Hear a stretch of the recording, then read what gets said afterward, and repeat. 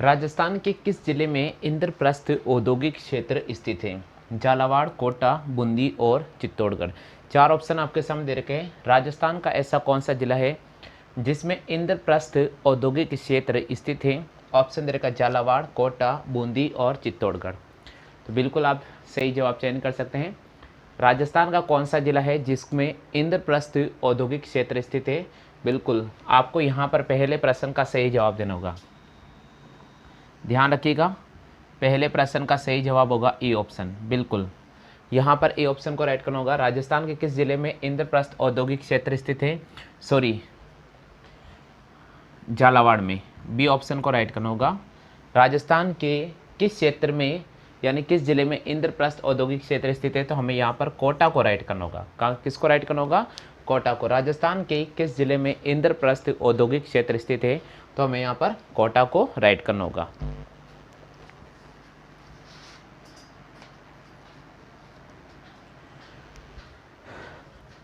Next प्रश्न,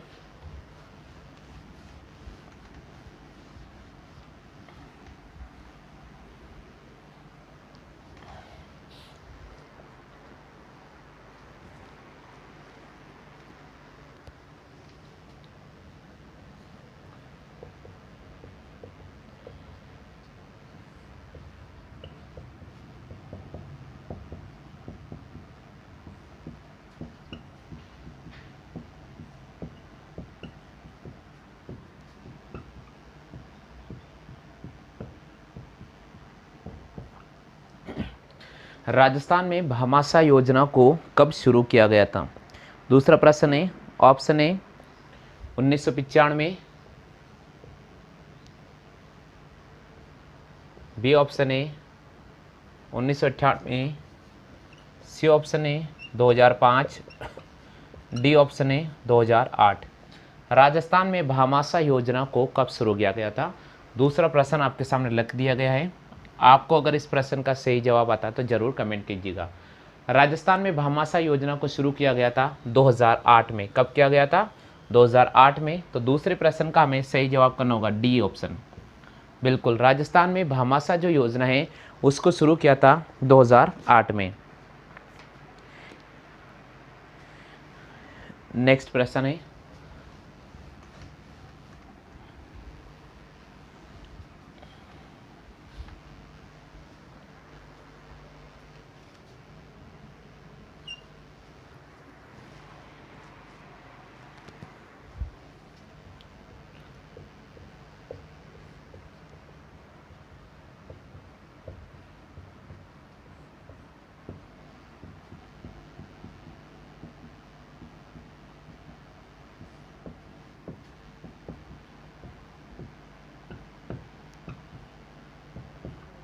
सूखा संभावित क्षेत्र कार्यक्रम कब शुरू किया गया था?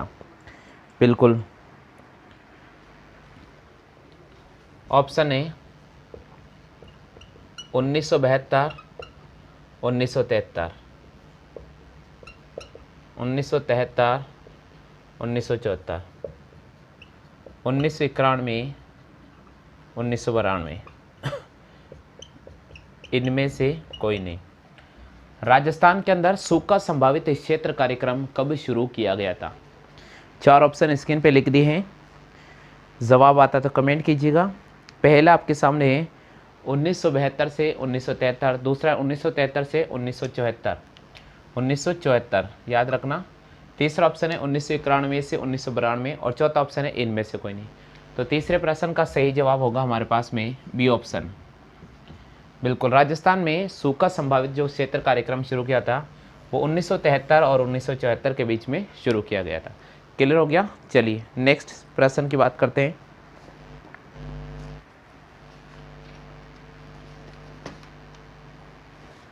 कॉपी कर लीजिएगा।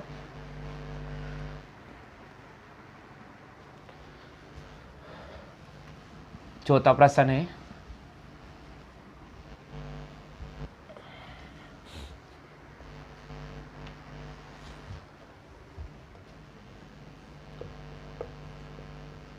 निम्न में से किस जिले का प्रतीक मोर है। निम्न में से किस जिले का जो प्रतीक है वो आपको बोल रहा है मोर है। ऑप्शंस आपके सामने हैं, अजमेर, भीलवाड़ा, दौसा, हनुमानगढ़। अजमेर, भीलवाड़ा, दौसा, हनुमानगढ़। बिल्कुल, राजस्थान का कौन सा जिला है जिसका प्रतीक आपको मोर को बनाया गया है? तो इस प्रश्न का आपको सही जवाब देना होगा। अगर आता है तो बिल्कुल आप जवाब कर दीजिएगा।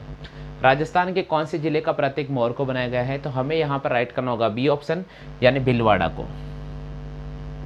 भीलवाड़ा जिले का जो वन्य जीव की श्रेणी में अगर अपन शुभंकर देखते हैं तो क्या नजर आता है?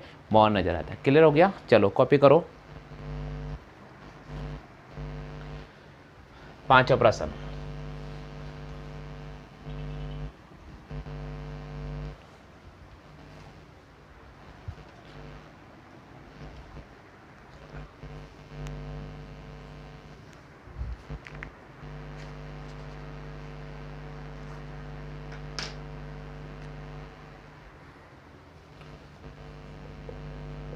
भारत का प्रथम स्कल विश्वविद्यालय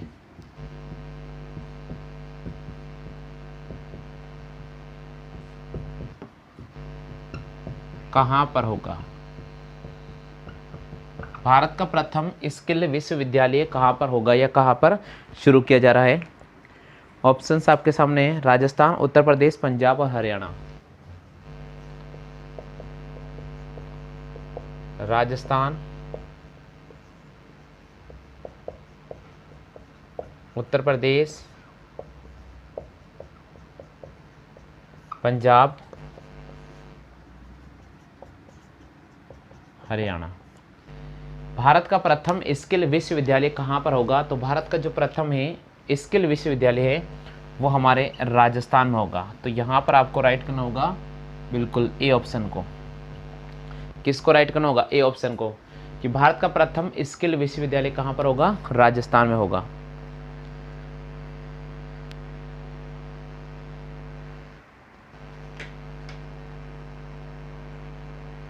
बिल्कुल। नेक्स्ट प्रश्न संख्या 6,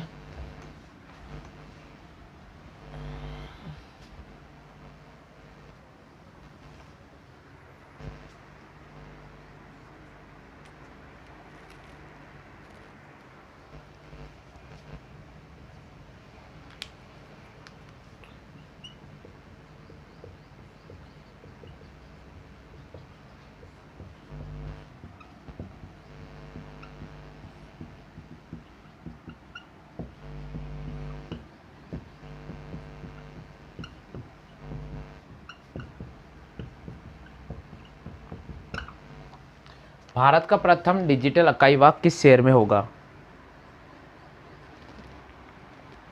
बिल्कुल, ऑप्शन है बीकानेर, जयपुर,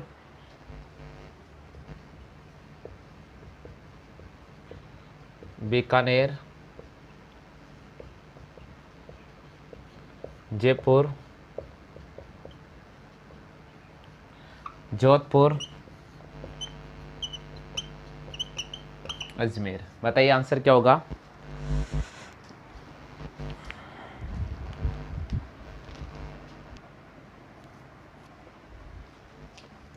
भारत का प्रथम डिजिटल इकाईवाग कौन से शहर में स्थित होगा? ऑप्शन दे रखा बीकानेर, जयपुर, जोधपुर, अजमेर। आपके सामने 4 ऑप्शन है। आपको अगर इस प्रश्न का सही जवाब आता है तो आप जल्दी से कमेंट कर दीजिएगा। बिल्कुल, भारत का प्रथम जो डिजिटल इकाईवाग है वो बीकानेर शहर में होगा। कहाँ पर होगा? बीकानेर में। तो छठे प्रश्न का जो जवाब होगा वो हमारे पास में ए ऑप्शन होगा। क्या होगा? A option. क्लियर हो गया? चलिए नेक्स्ट प्रश्न की बात करते हैं। प्रश्न संख्या 7,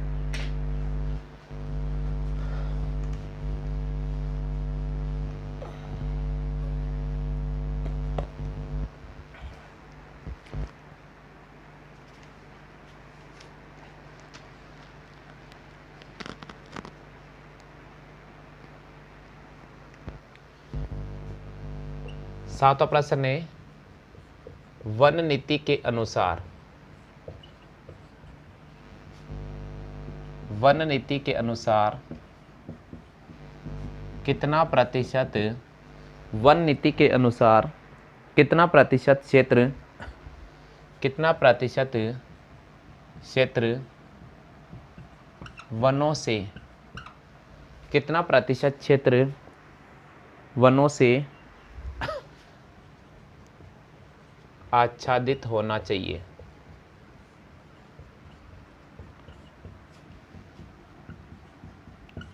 बिल्कुल, ऑप्शन दे रखा हमारे पास में 20%, 33%, 20%, 33%, 25%, 45%। बिल्कुल, सातों प्रश्न आपको स्क्रीन पे नज़र आ रहा है, आप चाहे तो बिल्कुल जवाब कर सकते हैं। वन नीति के अनुसार कितना प्रतिशत क्षेत्र वनों से आच्छादित होना चाहिए? 20%, 33%, 25% और 45%। तो यहाँ पर हमें राइट करना होगा सातवें प्रश्न का। सातवें प्रश्न का जवाब होगा बी ऑप्शन 33%। बिल्कुल, वन नीति के अनुसार कितने प्रतिशत क्षेत्र पर वन होने चाहिए, उसके लिए आपको 33% क्षेत्रों पर वन होना बहुत अनिवार्य है। क्लियर हो गया? चलिए नेक्स्ट प्रश्न है 8वां।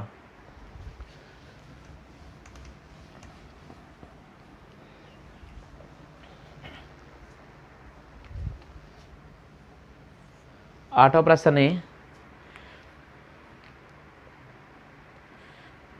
2017-18 में राजस्थान, 2017-2018 में राजस्थान में दालों का उत्पादन अनुमानित था। 2017-2018 में दालों का उत्पादन अनुमानित था। Option A 35.30 lakh, 35.30 lakh tonne. B option है 45.30 लाख टन। सी ऑप्शन है 20.40 लाख टन। डी ऑप्शन है 67.20 लाख टन। बिल्कुल, 2017 और 2018 की अगर अपन बात करते हैं तो राजस्थान में दालों का उत्पादन अनुमानित कितना था, ये इस प्रश्न का सही जवाब आपको करना होगा। बिल्कुल, तो यहाँ पर 8वें प्रश्न का अगर जिन स्टूडेंट को आंसर आता है जल्दी से कमेंट कर दीजिएगा। 2017 और 2018 में राजस्थान के अंदर दालों का उत्पादन कितना अनुमानित था, तो यहाँ पर हमें ए ऑप्शन को राइट करना होगा 35.30 लाख टन। कितना होगा? 35.30 लाख टन राजस्थान में दालों का उत्पादन अनुमानित था 2017 और 2018 के दौरान। ठीक है, चलिए नेक्स्ट प्रश्न की बात करते हैं। प्रश्न संख्या 9।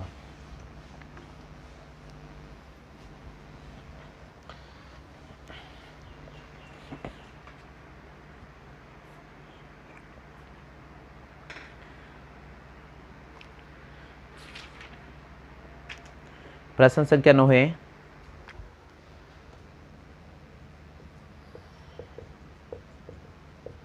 राजस्थान के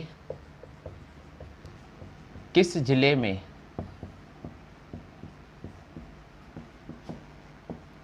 प्रतिवर्ष जोहर मेला का आयोजन होता है,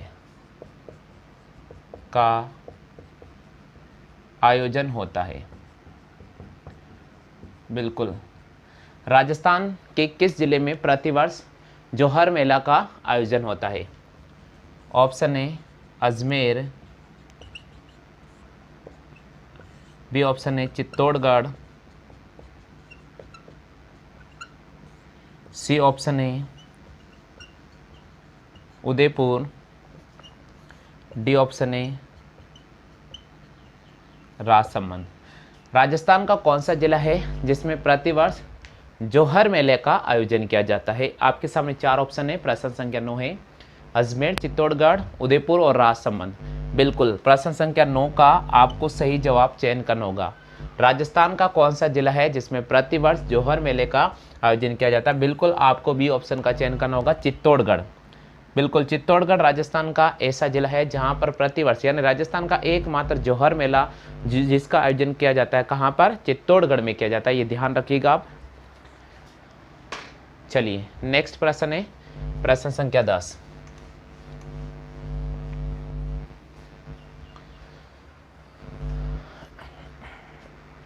हाँ भैया, 10वां प्रश्न है आपके सामने।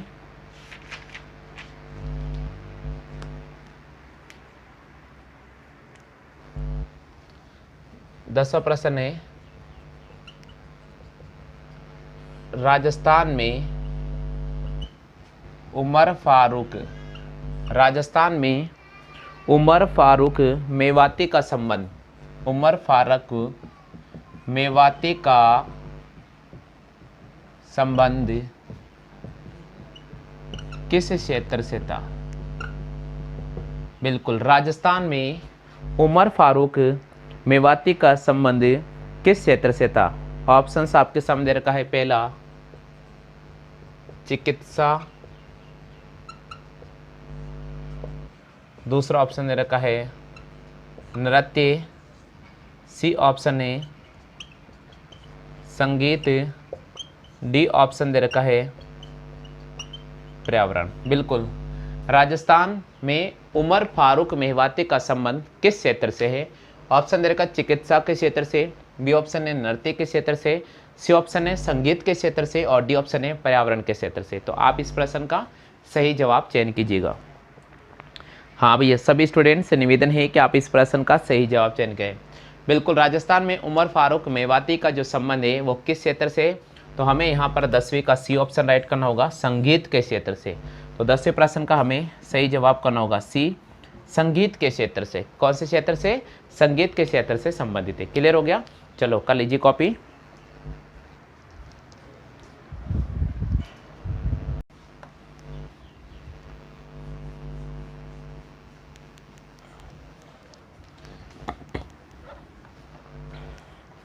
चलिए अब मैं आपके सामने रीजनिंग की बहुत ही महत्वपूर्ण सीरीज लेकर आ रहा हूँ। उम्मीद तो मैं करता हूँ कि टॉप 10 राजस्थान जीके के प्रश्न कराने के बाद आपके सामने अगला जो मैं आपको टॉप 10 सीरीज लेकर आ रहा हूँ वह रीजनिंग की है। तो दोस्तों आप चैनल के साथ बने रहिएगा, किसी प्रकार का वीडियो आपको स्किप नहीं करना है। पटवार की तैयारी करने वाले और ग्राम सेवक की तैयारी करने वाले सभी स्टूडेंट के लिए बहुत महत्वपूर्ण क्लास रहने वाली है। चलिए दोस्तों, अब मैं आपके सामने लेकर आ रहा हूँ रीजनिंग का बहुत ही महत्वपूर्ण लाइव टेस्ट और इसके अंदर आपको मिलेंगे टॉप 10 क्वेश्चंस। तो यहाँ पर आज की सीरीज का जो प्रश्न संख्या 11 है वो मैं आपको हल करा रहा हूँ। इससे पहले 1 से लेकर 10 मैंने प्रश्न आपको हल करा दिए थे जो राजस्थान जीके के थे। 11वां प्रश्न मैं आपके सामने लेकर आ रहा हूँ। बीएसटीसी की तैयारी करने वाले सभी स्टूडेंट और पीटीटी की तैयारी करने वाले सभी स्टूडेंट्स, अत्यंत महत्वपूर्ण ये क्लास चल रही है। तो आपके सामने प्रश्न दे रखा है 3, उसके बाद दे रखा है 6, उसके बाद दे रखा है 18, उसके बाद दे रखा 72, फिर दे रखा आपको प्रश्नवाचक का चिन्ह और उसके बाद दे रखा 2160। बिल्कुल, आपसे पूछा गया है प्रश्नवाचक पर कौन सा मान आएगा। ऑप्शन दे रखा है 144, पहला ऑप्शन है 144। दूसरा ऑप्शन की बात करते हैं तो दूसरा ऑप्शन दे रखा 216। तीसरा ऑप्शन की बात करते हैं तो तीसरा ऑप्शन दे रखा 288 और चौथा ऑप्शन की बात करते हैं 360 दे रखा है। दोस्तों जिनको भी इस प्रश्न का सही जवाब आता है आप जल्दी से कमेंट कर दीजिएगा। आपका स्कोर बोर्ड जो मैं आपके सामने यहाँ बना रहा हूँ आप जरूर से देख लीजिएगा। प्रश्न संख्या 11, इससे पहले 1 से लेकर 10 तक मैंने राजस्थान जीके के अति महत्वपूर्ण प्रश्न हल करा दिए हैं। 11वां प्रश्न आपके सामने लेकर आ गया हूँ जो रीजनिंग का है। 3, 6, 18, 72, प्रश्नवाचक का चिन्ह और 2160। देखिए दोस्तों इस प्रश्न को कैसे करें, इधर देखो 3 को अगर मैं 2 से गुणा करता हूँ तो मेरे पास आता है 6 को अगर मैं 3 से गुणा करता हूं तो मेरे पास आता 18 को मैं 4 से गुणा करता हूं तो मेरे पास आता 72। देखिएगा गुणा हो रहा है वो भी बढ़ते हुए क्रम है। पहले 2 से गुणा हुआ, फिर 3 से गुणा हुआ, फिर 4 से गुणा होगा तो अगला किससे गुणा होगा? अगला यहाँ पर 5 से गुणा होगा। किससे गुणा होगा? 5 से, क्योंकि 2 के बाद आता 3, 3 के बाद आता 4, तो 4 के बाद आता 5। तो हम क्या करेंगे 72 को 5 से गुणा करेंगे। 5 दूनी 10, 5 7 35 और एक होता है 36। तो यहाँ नहीं, यहाँ प्रश्नवाचक चिन्ह पर कौन सा मान आएगा? प्रश्नवाचक चिन्ह पर 360 मान आएगा। तो 11वें प्रश्न का जो सही जवाब होगा वो हो जाएगा हमारे पास में डी। कितना हो जाएगा? डी। जल्दी से आप कॉपी कर लीजिएगा। बात करते हैं अपन प्रश्न संख्या 12 की। बिल्कुल 3 के बाद दे रखा 6 के बाद दे रखा 18 के बाद 72, फिर आपको दे रखा प्रश्नवाचक का चिन्ह, फिर आपको दे रखा 2160। हमने क्या किया इस प्रश्न को हल करने का तरीका? 3 को हमने 2 से गुणा किया 6 को हमने 3 से गुणा किया 18 को हमने 4 से गुणा किया 72 को हमने 5 से गुणा किया, तो हमारे पास में आ जाएगा 360। तो बिल्कुल पहले प्रश्न का सही जवाब, 11वें प्रश्न का सही जवाब आ गया है हमारे पास में 360। क्लियर हो गया? हाँ, उतारे सबने?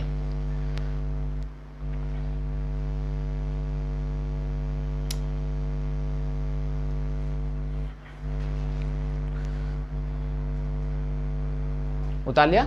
चलिए बात करेंगे प्रश्न संख्या 12 की।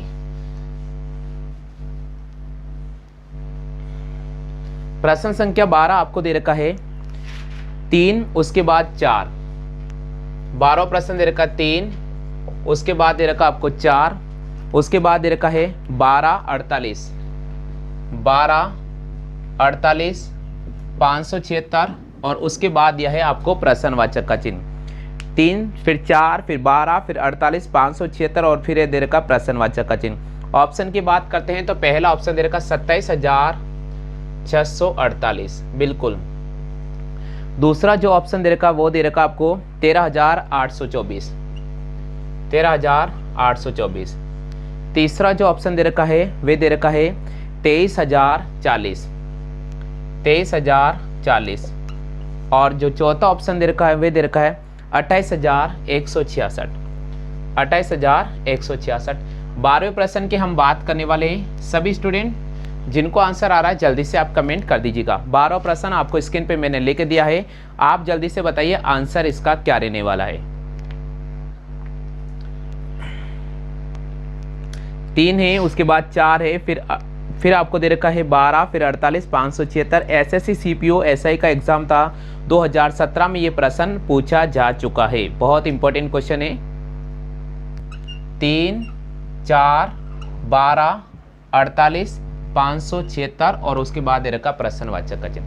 हमें क्या करना होगा? सबसे पहले गुणा वाला पैटर्न देखते हैं। देखो 3 से 4 आया तो हमने देखा कि यार यहाँ पर मैंने 1 जोड़ा। क्या जोड़ा? 1। उसके बाद 4 से 12 जा रहा है तो अब 1 2 जोड़ने से काम नहीं चलेगा क्योंकि यहाँ पर अंतर आ रहा है 8 का। जब छोटी से बड़ी संख्या आ रही है तो आपको गुणा वाला पैटर्न यूज करना पड़ेगा। तो इसका तरीका क्या होता है? इसका तरीका ये होता है कि देखिए आपको यहाँ 3 है 4 है और यहाँ 12 है। क्या अगर आप 3 को 4 से गुणा करते हो तो 12 मिलता है क्या? 3 को 4 से गुणा करने 12 मिलता था, मिलता ना। अब देखिएगा 12 को हम गुणा करेंगे 4 से तो 12 को 4 से गुणा करने पर क्या 48 मिल रहा है? क्या मिल रहा है ना। तो इसको बोलते हैं चेन सर्किल पैटर्न। कौन सा पैटर्न होता है ये? Chain circle pattern. यानी इन 2 को गुणा किया तो मेरे पास ये 12 मिल गया, फिर वापस में इन 2 को गुणा करूंगा तो 12 चौके 48 मिल गया। अब मैं 48 को इससे गुणा करूंगा 12 से तो 12 टे 96 का 6 हाथ से लगेगा 9, 12 चौके 48, 48 में 9 जोड़ेंगे हमारे पास आ जाएगा 57 576। अब अपन क्या करेंगे? 48 और 576 गुणा करेंगे। किसको गुणा करेंगे? 48 और 576 को। तो हम क्या करेंगे? 576 को 48 से गुणा कर लेते हैं। 8 6 के 48 हाथ से लगेगा 4, 8 7 56 और 4 होता है 60 का 0 हाथ से लगेगा 6, 8 5 40 और 6 होता है 46 इंटू 4 से गुणा करेंगे 4 6 24, 7 चौका 28 और 2 30, 4 5 20 और 3 कितना हो गया? 23। सबको जोड़ेंगे 8 ये 4 ये 6 ये 7 ये 27,648। तो 27,648 यहाँ पर हमें ए ऑप्शन में नजर आ रहा है। तो 12वें प्रश्न का जो सही जवाब होगा वो हमारे पास ए ऑप्शन होगा, बिल्कुल। तो यहाँ पर जो पैटर्न चला है वो चला है चेन सर्कल पैटर्न।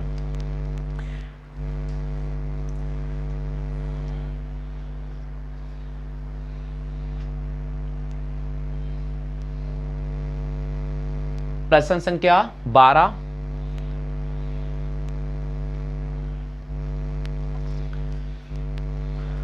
तीन को 4 से गुणा किया 12, 12 को 4 से गुणा किया 48, 48 को 12 से मल्टीप्लाई किया 576 और 576 को आप गुणा करेंगे 48 से, आपके पास आ जाएगा 27,648। तो चलिए अब मैं आपके सामने ले रहा हूं प्रश्न संख्या 13। चलिए 13वें प्रश्न की बात कर लेते हैं। प्रश्न संख्या 13। 13वां प्रश्न क्या कह रहा है? 13वां प्रश्न हमारे पास में है 2, 4, 16। 2, 4, 16, उसके बाद दे रखा है प्रश्नवाचक का चिन्ह। 2, 4, 16 प्रश्नवाचक का चिन्ह, आगे दे रखा है 65,536। 65,536। चलिए ऑप्शन की बात करते हैं। 4 ऑप्शन बिल्कुल मैं आपको दूंगा। 252 पहला ऑप्शन है, 252 दूसरा ऑप्शन है, 256 तीसरा ऑप्शन की बात करते हैं 250 और चौथा ऑप्शन है 254। साथियों काफी महत्वपूर्ण ये प्रश्न है क्योंकि बार बार एग्जाम में पूछा गया है, कई बार ये प्रश्न रिपीट हुआ है और ये गत वर्ष जो 2014 एसएससी सीजीएल का पेपर था वहां ये प्रश्न पूछा जा चुका है, एसआई में पूछा जा चुका है, रेलवे में रिपीटेड क्वेश्चन है। तो ध्यान रखिएगा, गत वर्ष के प्रश्न पत्रों को आप हल करेंगे तो आपको हर पैटर्न पकड़ में आ जाएगा। यहाँ दे रखा 2, फिर 4, फिर 16 प्रश्नवाचक का चिन्ह 65,536। हम बात कर रहे हैं प्रश्न संख्या 13 की। तो यहाँ पर मैं 13वां प्रश्न, जिनके आंसर आ गया जल्दी से आप कमेंट कर दीजिएगा। तो चलिए इसका सही जवाब क्या होगा यहाँ देखते हैं। सबसे पहले आपके सामने लिखा 2, फिर लिखा 4, फिर लिखा 16 और फिर लिखा प्रश्नवाचक का चिन्ह। देखिए पकड़ने की कोशिश करते हैं। हमने 2 को 2 से गुणा किया तो हमारे पास आ गया 4, फिर हमने 4 को 4 से गुणा किया तो हमारे पास आ गया 16। तो अब 16 को मैं किससे गुणा करूंगा? 16 से ही गुणा करूंगा तो मेरे पास आएगा 256। कितना आएगा? 256। तो यहाँ पर हमारे पास 256 मिल रहा है बी ऑप्शन में। तो प्रश्न संख्या 13 का जो सही जवाब होगा वो हो जाएगा बी ऑप्शन। बिल्कुल क्लियर हो गया। चलिए कॉपी कर लीजिए जल्दी से।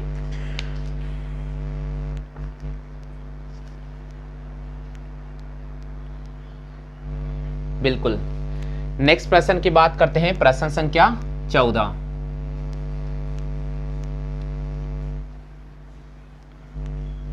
बिल्कुल बात करेंगे प्रश्न संख्या 14 की। 14 प्रश्न आपके सामने स्क्रीन पे मैं लिख रहा हूं। 1 उसके बाद आ रहा 1/2, 1 उसके बाद आ रहा 1/2, फिर वापस आ गया हमारे पास में 1/2, फिर आ गया है 3/4, फिर आ गया है 3/2 और आगे दिया है प्रश्नवाचक का चिन्ह। चलिए 4 ऑप्शंस आपको दे रहा हूं मैं। 12/4, 15/4।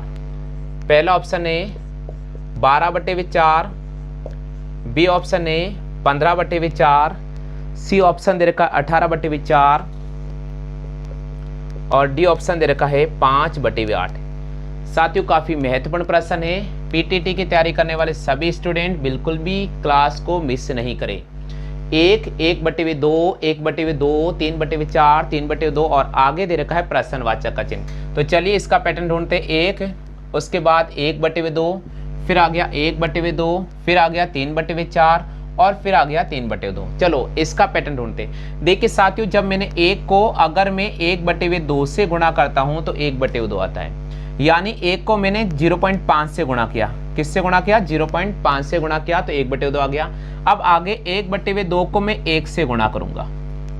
पहले 0.5 है, फिर 1 आएगा तो अगले पैटर्न में 1.5 आएगा। ये पैटर्न ध्यान रखना, ये इंपॉर्टेंट लाइन है, ये याद रहनी चाहिए आपको। सीरीज अगर इस प्रकार बढ़ रही है तो पहले आपको 1/2 से गुणा करना पड़ेगा, फिर आपको 1 से गुणा करना पड़ेगा, फिर आपको 3/2 से गुणा करना होगा। तो देखिएगा अगर 1/2 को अगर मैं 3/2 से गुणा करता हूं तो 3/4 आता है। अब हमें यहां गुणा करना पड़ेगा 2 से। किससे गुणा करना पड़ेगा? 2 से। तो देखिए साथियों 3/4 को अगर मैं 2 से गुणा करता हूं तो मेरे पास आता है 3/2। देखो यहां दे रखा है। अब 3/2 को किससे गुणा करेंगे? सबसे पहले 0.5, फिर 1, 1.5, फिर 2 तो 2.5। तो यहाँ 2.5 का मतलब क्या होता है? इसको हटाएंगे, 1 0 लगा देंगे, 5 25 और 5 दूनी 10। तो हम क्या करेंगे? 3/2 को 5/2 से गुणा करेंगे, जवाब हो जाएगा 15/4। तो इस प्रश्न का सही जवाब होगा 15/4, यानी आपको यहाँ पर बी ऑप्शन लिखना होगा। चलिए मैं एक बार रिपीट कर देता हूँ इसी प्रश्न को, एक बार देख लीजिए। मैं रिपीट कर देता हूँ प्रश्न को।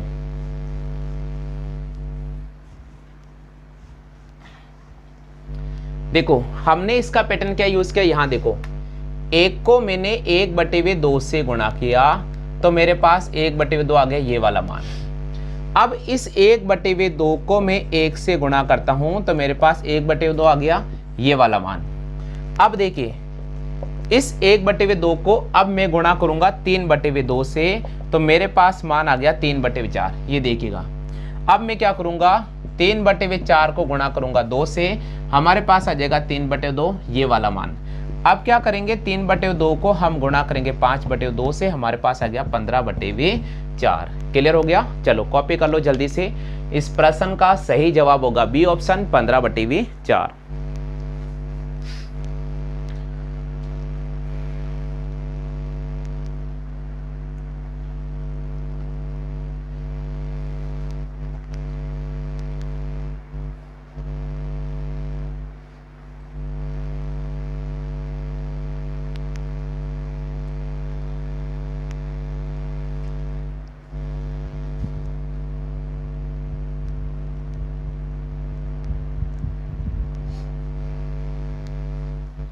उतार लिया।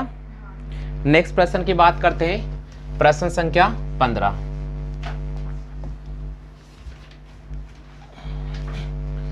चलिए प्रश्न संख्या 15 आपको दे रखा है 1/8, उसके बाद दे रखा है 1/4, उसके बाद दे रखा है 1/2, फिर आपको दे रखा 1 और फिर दिया प्रश्नवाचक का चिन्ह और फिर दे रखा है 4। ऑप्शन की बात करते हैं तो पहला ऑप्शन है आपके सामने 3/8। दूसरे ऑप्शन की बात करते हैं तो दूसरा ऑप्शन दे रखा आपको 6। तीसरा ऑप्शन की बात करते हैं तो 2/8 और चौथे ऑप्शन की बात करते हैं तो हमें दे रखा है 2। चलिए ढूंढिए इसका सही जवाब क्या रहेगा। देखिए इसका पैटर्न ढूंढते हैं। इधर देखो 1/8 को मैंने 2 से गुणा किया तो मेरे पास आ गया 1/4। कितना आ गया 1/4। अब सुना 1/4 को मैंने वापस 2 से गुणा किया तो मेरे पास आ गया 1/2। देखो ये मिल गया 1/2। अब देखिए इस 1/2 को वापस 2 से गुणा किया तो मेरे पास आ गया 1। अब इसी 1 को वापस में किससे गुणा करूंगा 2 से, तो मेरे पास क्या आ जाएगा 2। तो यहाँ प्रश्नवाचक के चिन्ह पर कौन सा मान आएगा, यहाँ पर 2 आएगा। तो हमें प्रश्न संख्या 15 का जो सही जवाब करना होगा वो हमें यहाँ पर डी ऑप्शन को राइट करना होगा। क्लियर हो गया, आ गया समझ में। चलो कॉपी कर लो जल्दी से।